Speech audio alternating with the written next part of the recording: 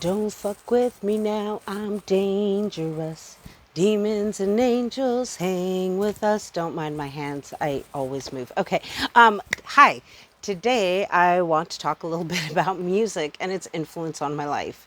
I will probably sing a few melodies with this hoarse voice of mine. I think a lot of people can relate to having some form of musical influence and different songs that resonate with them during different times of their life and or lives, lots of people lives, that would be the correct term. I am losing language skills left and right. It's the ADHD. I think I might need to go back on medication. um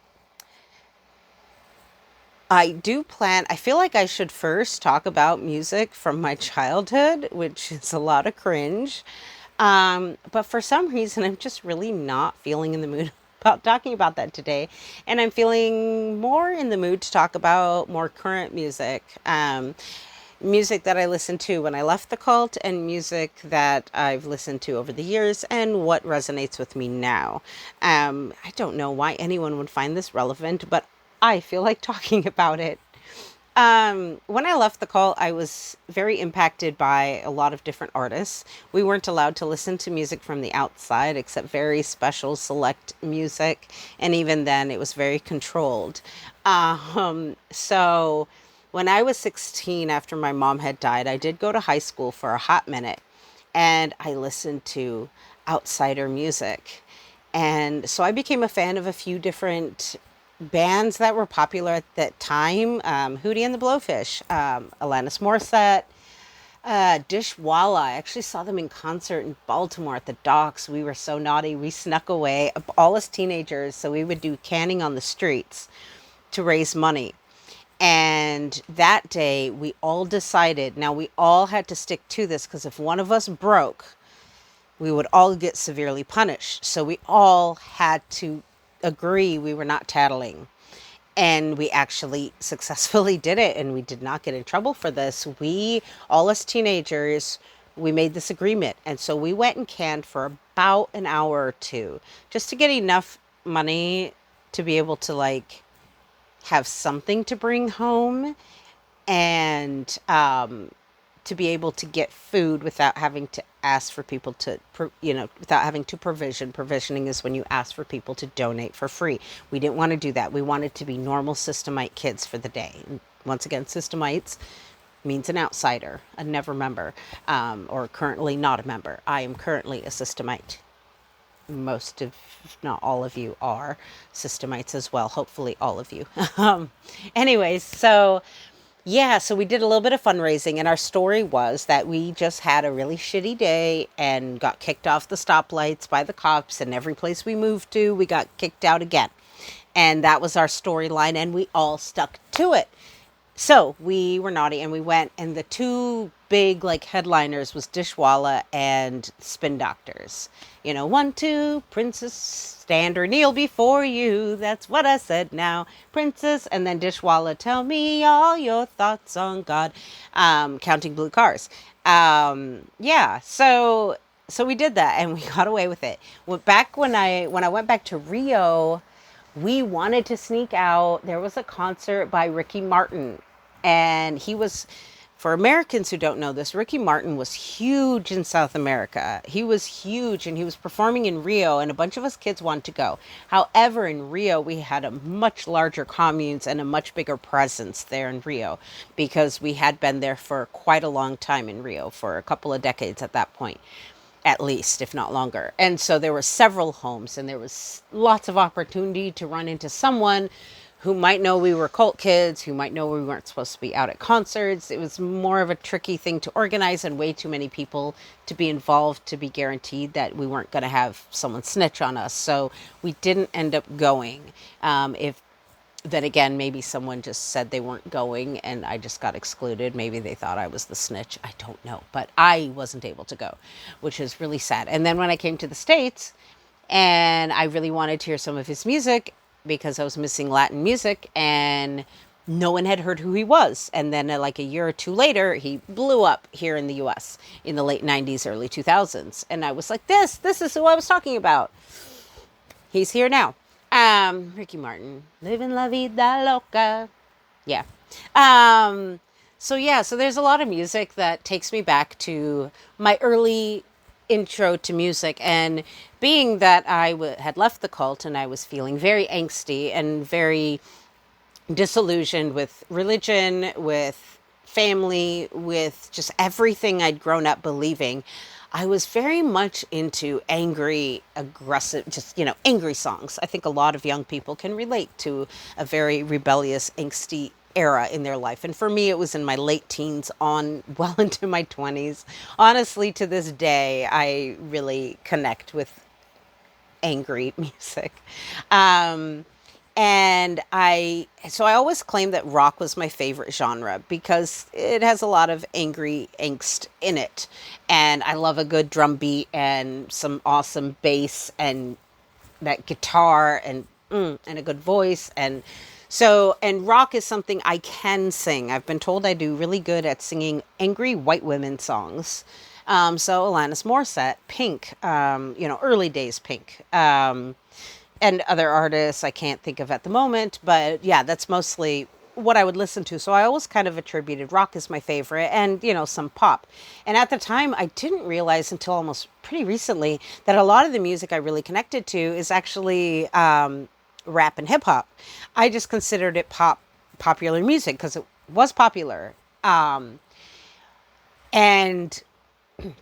so over the years, I listened to whatever music certain like my two of my best like my anthem songs when I left the cult was Numb by Linkin Park and It's My Life by Bon Jovi. I think those are the names of both those songs.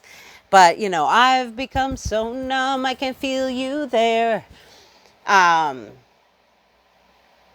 yeah, that and It's My Life, it's now or never. I ain't gonna live forever. I apologize to everyone's ears, but when I think of songs, I have to fucking sing it. This was something I loved about my mom. My mom, you would say a phrase, and if there was a similar phrase in a song, she would start singing it. It could be a jingle from a commercial. It could be anything. And oh my God, my mom loved the Beatles. She really was a big Beatles fan. And if I had to pick between Beatles and Elvis, hands down Beatles. Probably because my mom loved them so much. She went to their concert once when she was in high school, and she said she ended up being one of the girls crying in the crowd. She wasn't crying because she was so excited to see them. She was crying because everyone was screaming so loud that she couldn't hear them sing. That's how loud everyone was screaming. And she was so mad, crying, yelling at people to shut up so she could hear them sing. Oh, that would be so disappointing to pay to go see an artist you love and the crowd just being so damn loud that you can't hear them perform.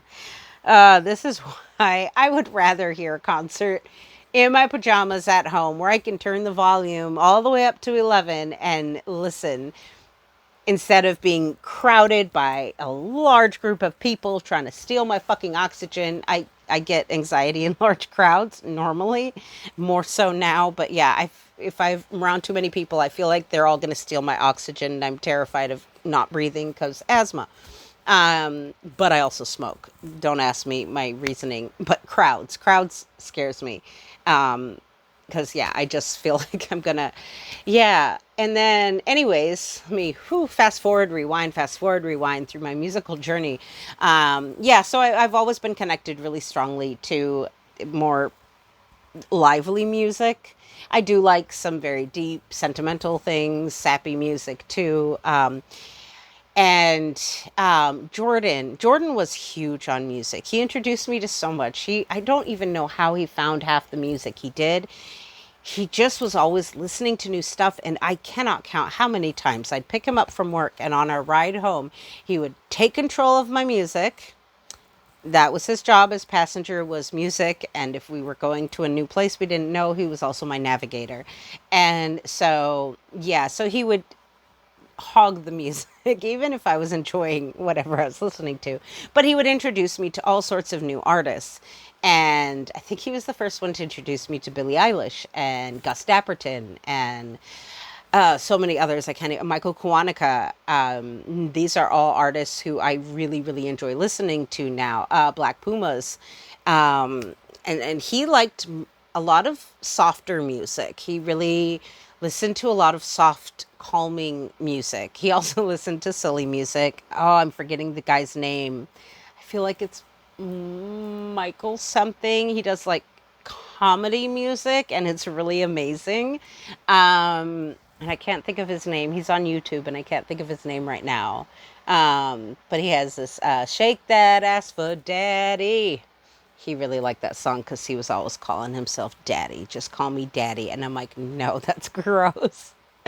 Um, but yeah, so he would introduce me to a lot of new music, and music was a way that he communicated.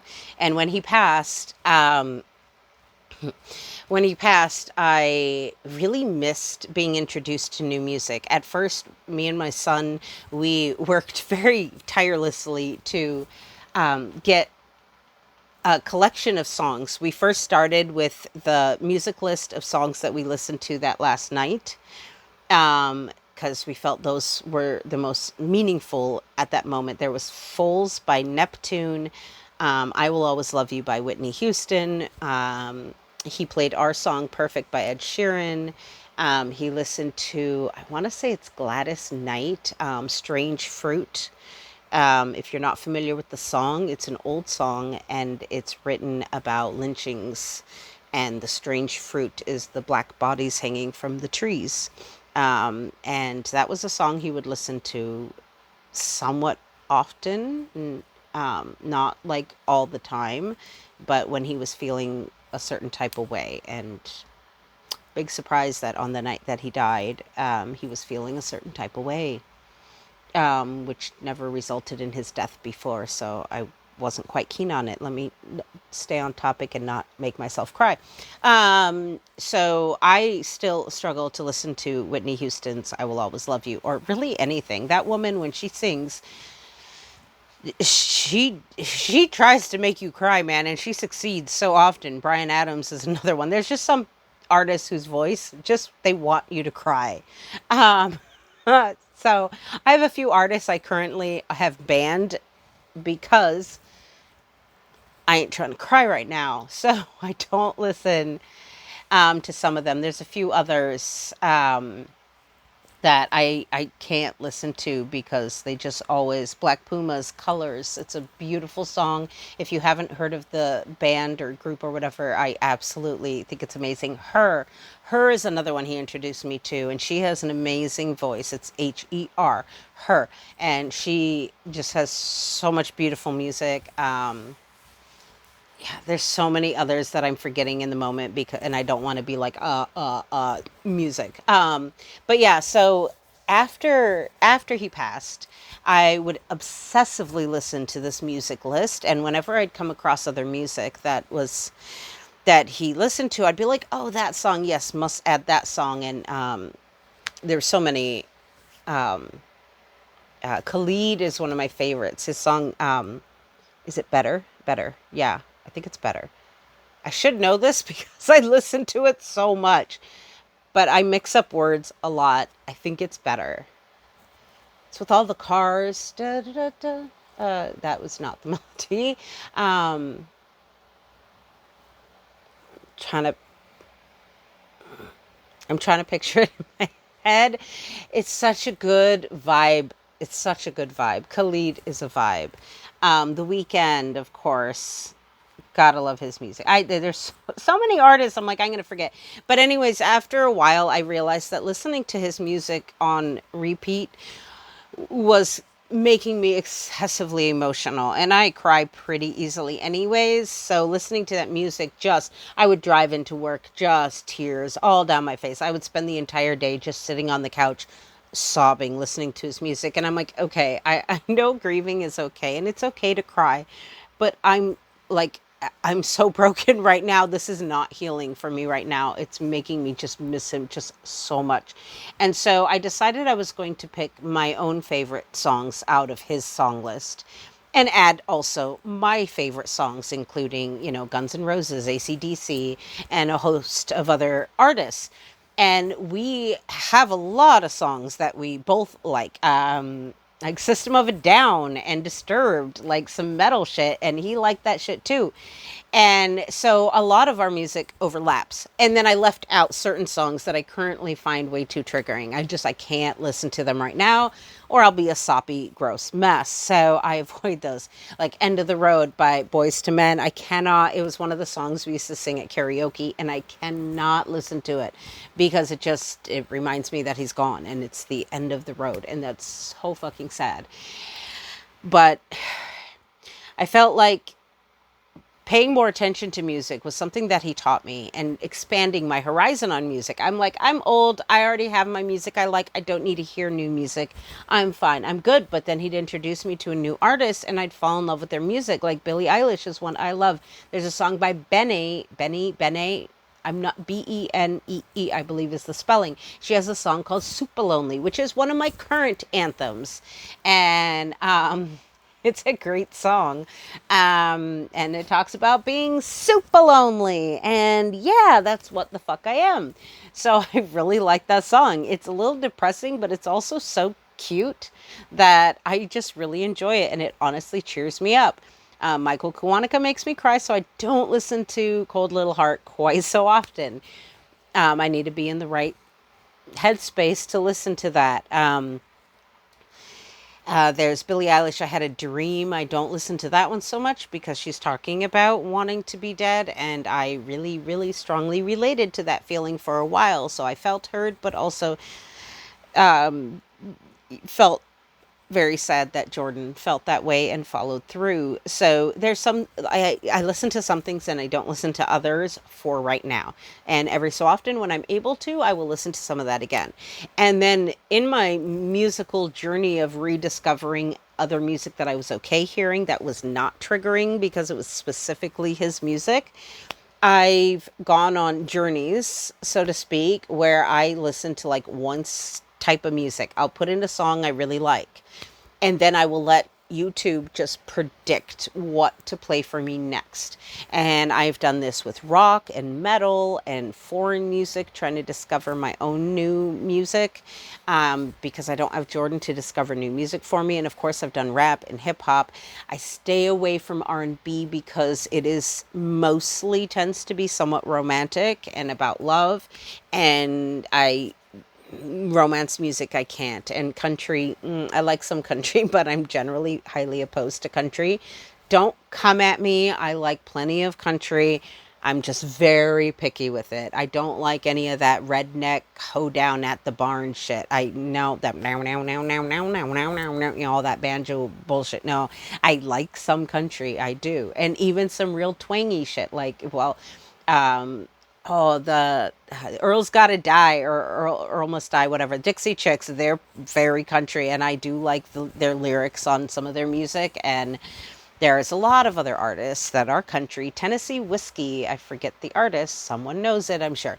Tennessee Whiskey was a song Jordan wanted to be our song, but I was very offended by a country song being our choice. But now I do consider it one of our several songs, and that was one of them. And it was a very sweet choice. I was just too hung up on it being country, but it is a really beautiful song. So I do like some country. I don't go in for gospel as I find it too triggering and makes me think of my childhood too much. But yeah, yeah, now it's already approaching the 20-minute spot. I guess I will talk more about the music journey after Jordan in my next video. Today I'm sporting my new Tupac shirt. Hell yeah. He was an amazing artist. See words. He was an amazing artist. Hit 'Em Up is such a good song. I have it on my empowerment list. I'll talk about that tomorrow. And yeah, he was an amazing artist and an amazing man from everything I can tell. And so many other artists that I have like reintroduced into my music line that I'm like, why did I ever stop listening to things? Why did I just settle for what was on the radio? I'm okay. I want to listen to the old music and new music and create my own mashup. And that's what I do. And I don't know if anyone's interested in this, but oh, I felt like talking about music today and probably tomorrow. And at some point I will sing for you some of the cult songs that strike get in my brain sometimes. But today I want to talk about the cool music, the music I enjoy, and the music Jordan introduced me to. And so, yeah, I will talk about more of that tomorrow. Tomorrow I'll be wearing my DMX shirt because I was like, which shirt do I wear first? Because I got these two last Saturday. And on Tuesday I was halfway to work and I realized I'm not wearing either of my new shirts. I'm so disappointed. And I was like, darn it, I'll wear them for Friday and Saturday. But then I'm like, who do I wear first, Tupac or DMX? I don't know. I can't choose. And I realized tomorrow I have a middle-aged child coming in. And today I did end up last minute getting booked a small child, but she's really small. She's 5. So I don't think she'd know what this means. But, this finger, the bird here happening. I was like, she's small enough. I don't think she'll know what that means or really notice it.